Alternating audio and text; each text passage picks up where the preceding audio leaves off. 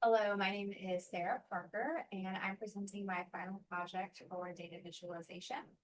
For this project, I decided to look at some data that compared states' adoption of electrical vehicle usage versus the energy consumption of that state and the grid cleanliness.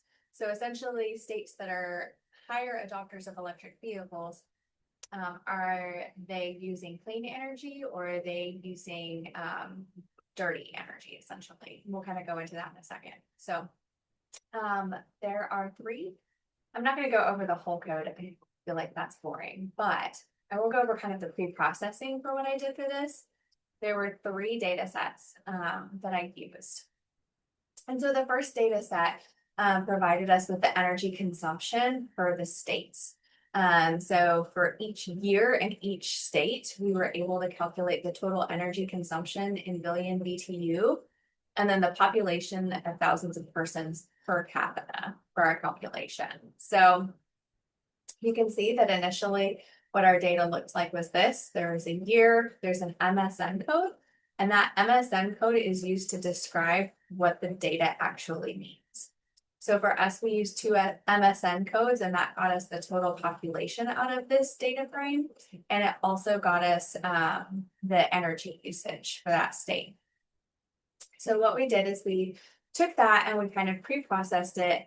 We derived the metrics that we wanted, and then we pivoted it to a wide format table. And we made sure that there were no missing data. And it essentially gave us this nice data frame that shows us exactly what we want: the state, the year, the total energy BTU, the population per thousand, and how that calculates to an energy per capita. So that was our first data set. Our second data set was a little bit more challenging to obtain. So the data is on the website. However, it was in a table format, and each year was just a drop-down column. There was no way to actually save the table year by year. So we created a Python scraper, like a code. And so that essentially, this code right here, went to the website and scraped all of the data off of the table and then compiled it into a nice CSV for us to use and further pre-process. Otherwise, it would have been manually inputting all the information, and that's not very feasible, nor is it reliable. So this right here then gave us this CSV here, which gives us a state here, the total number of EVs, the BEV count, and the PHEV count, which that's kind of a partial hybrid count. And let me go back over here and explain that. Okay, so that's essentially just the EV count, and then the hybrid count was the PHEV, and so then our total was the two numbers combined. So again, we made sure that there was no missing data. And then what that data set actually looks like is per year. You can break that down. It's California, their complete EV and hybrid total, just the EV count and the hybrid count. And hybrid is considered partially electric. They can even plug it in. So then our third data set is basically the type of energy that's being produced by each state. And so this was a little bit more pre-processing, because essentially what we did is, if you come down here and look at what the original data set looks like, it tells you the state, the year, the type of producer, the energy source, the generation, and then in megawatt per hours. So we kind of consolidated that to make it a little bit cleaner. And we just put renewable energy and then fossil shares. So you can see we have renewable, fossil, nuclear, total, and other. And then down here, what this finally looks like, these are all the energy sources. And then this is what the breakdown of it is. So once we had all three of those data sets, then we merged them into one data set so that we could use it for our visualizations to make it easier for comparison. So this cell is just combining all of those data sets into one master data frame that shows us a state, year, the total energy, population per thousand, EV counts, all of the metrics that we actually want in one clean data set. Okay, So for the visualizations, I'm not going to go through the code, but I do want to show you what they are. I have saved, there are 5 visualizations. 4 of them are saved as HTMLs.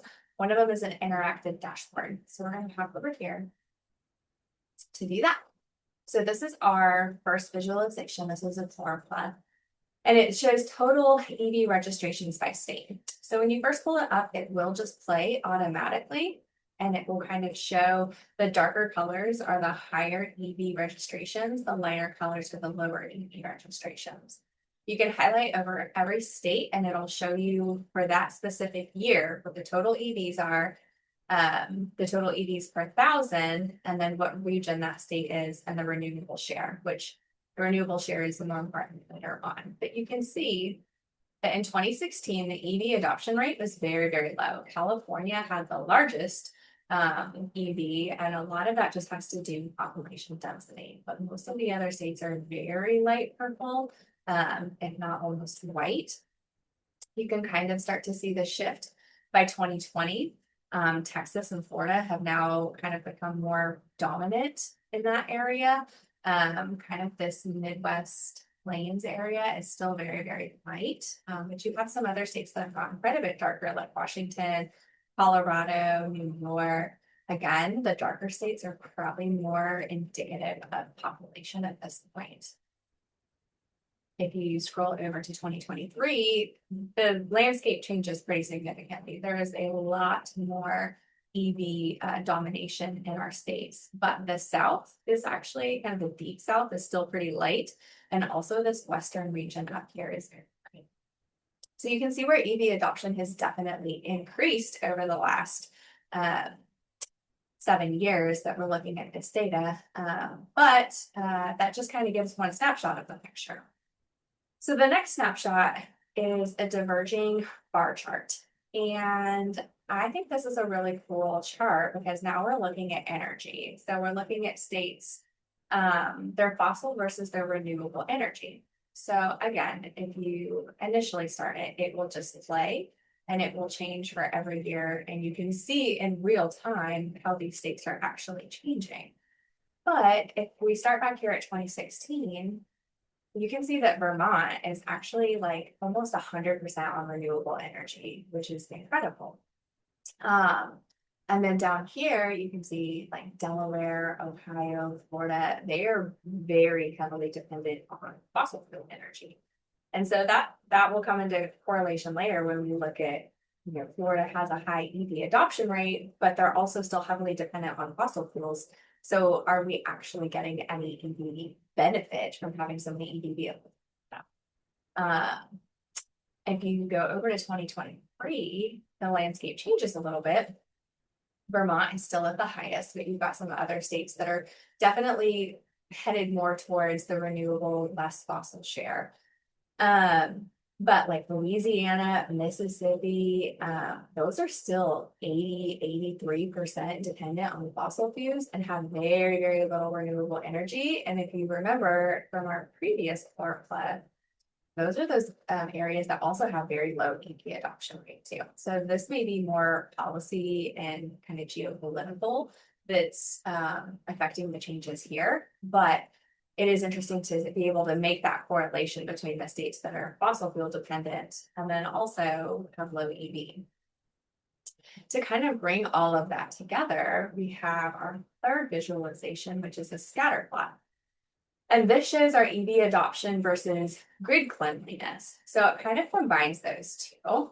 And we're going to it would play automatically, which it looks cool, but it's kind of hard to track. If you're just watching it play, it's a little easier to go year by year because you can see those changes. So essentially you have all your states. And back in 2016, you had a larger amount that were like on the dirty grid, low EV. Here's California. They actually are pretty good with their renewable shares. And they have that high EV adoption rate as well. And then over here, you have your clean grid, but kind of low EV adoption. So their renewable shares are pretty good, but their EVs just weren't that great. But again, this was 2016. This is also done on a logarithmic scale just to make the scaling more visually appealing. So then, and the circles are color encoded and size encoded. So color encoded is based off of the region, and you can actually toggle just to look at the south. You can take that off. So we could take this, and this off, and then you can just see the south. And you can scroll across to see what's happening with the south as we progress. So this is kind of where it's interesting. This correlates with what we saw previously. Mississippi is a dirty grid with low EV adoption, and same with Louisiana, though they might be tracking a little bit above the national median, but still. And then let's toggle these back in just to kind of see the overall trend. So in 2023, most states have progressed towards that higher EV adoption, and they're edging more towards the clean grid compared to, let's just go to 2017. It was more spread across. They're kind of consolidating and moving in that right upward fashion. So it does show that states are making improvements in EV adoption and also making improvements in the clean grid.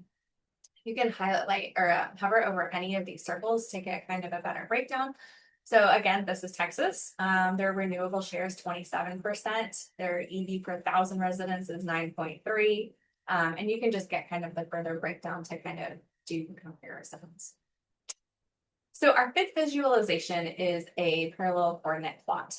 And this just has our energy per capita, EV registrations, renewable share, and fossil shares all in one place. So let's start it over.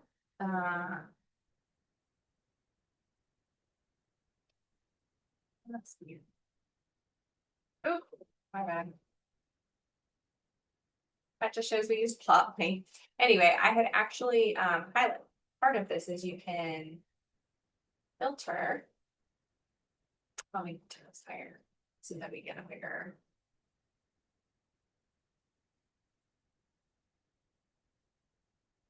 There we go. Okay, so that shows most of our grid lines. So each of these lines is a state that represents a specific region. You cannot see specifically what state it is, but it's just to kind of show the differences in the energy versus the EV registrations versus renewable shares. So one thing you can do is kind of bring that down. So let's say we wanted to look at this guy. You can adjust it to see like where that trending is lying. So high energy usage, and then also pretty high fossil shares and low renewable shares, pretty low EV registrations. I'm going to guess this is probably Mississippi, though it's not going to show us. And then you similarly, you can do it opposite. And so you can really evaluate which areas, which regions even specifically are kind of have those trends of increasing their energy in fossils versus their EV adoption rates. So that is our parallel coordinates. And then lastly, to kind of bring it all together is our dashboard. So this is our deep dive, and this is what is really cool to compare states across time. So we've got our chloropleth over here, which is what we've had before. You can look at the states and look at the EV registrations. But what you can also do is you can select your metrics to display. So let's say we just want to look at EV registrations and renewable shares. So you can look at just one state and look at that tracking over here. Oops. And so you can see where the EV registrations have increased, and then the renewable shares have kind of gone up and down, but then since 2020 have steadily risen. If you wanted to compare, let's say California to Texas, you can add Texas to this mix. And now we can look at the difference between California and Texas. So Texas is going to be our dotted lines. And so Texas has steadily increased their renewable shares, but they're still pretty far below California when you look at that. And then you compare that to their EV adoption rates. Their EV adoption rates, although increased, are still pretty low as well. So a lot of this is population dependent, but you can see where California has increased their EV adoption, they've also increased their renewable shares. And so they just have a cleaner grid, which is probably a really good offset for the electric vehicles, whereas Texas, they're still heavily fossil fuel dependent, so you're not gaining as much benefit by having that higher EV adoption rate. We could really compare that to Mississippi. Let's add Mississippi in here. And let's take out Texas. And we'll just do California to Mississippi. So here you can see that Mississippi is pretty stagnant on their renewable shares. It has not changed. They were at 2.4% in 2016 and 2.7%, so negligible. Their EV adoption rate has gone up, but it's still just not as significant. Actually, that's for California. I apologize. So you can add energy in there, and your energy will be added as an additional metric over on this side. And then you could take out the renewable shares, and you can just really play around with seeing the differences between EV adoption and then states' trends towards clean versus fossil fuel dependent energy. So this was my final project, and I felt like it was very informative, but it's also visually appealing, and it's easy to see the data when it's presented in a visual format, especially in a Flora Club when you're looking at geographic regions, but then also being able to compare states side by side to actually see where those trends are happening, who's getting better, who's not, doesn't matter. One of the things that's just important to note about this presentation is that like this does not imply causation at all. It's just exploratory and informative. There are a lot of other factors that can affect fossil fuel shares and also EV adoption. But this was just kind of an overall snapshot of kind of where we are as a country with our clean grid and our EV adoption. So I hope you've enjoyed this presentation, and thank you.